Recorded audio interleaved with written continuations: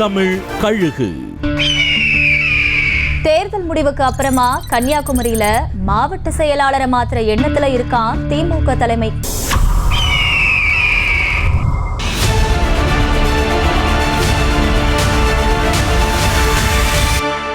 கன்னியாகுமரி கிழக்கு மாவட்ட செயலாளராகவும் நாகர்கோவில் மாநகராட்சி மேயராகவும் இருக்காரு மகேஷ்.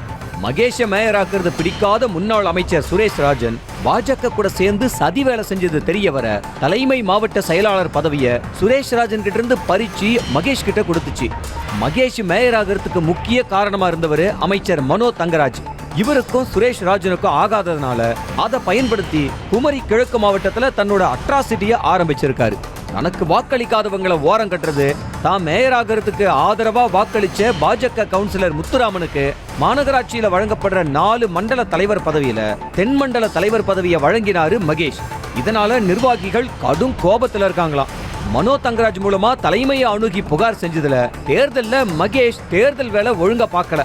அவர் மாவட்டத்துல பொன்னார் நல்ல வாக்கு வாங்கினா அத காரணமா சொல்லி மாவட்ட செயலாளர் பதவியிலிருந்து மகேஷை நீக்கிட்டு புதிய மாவட்ட செயலாளரா தலைமை செயற்குழு உறுப்பினர் தாமரை பாரதி மற்றும் முன்னாள் குமரி கிழக்கு மாவட்ட இளைஞரணி அமைப்பாளர் சிவராஜ் ஆகியோரை நியமிக்க இருக்கிறதா தகவல் வெளியாகியிருக்கு.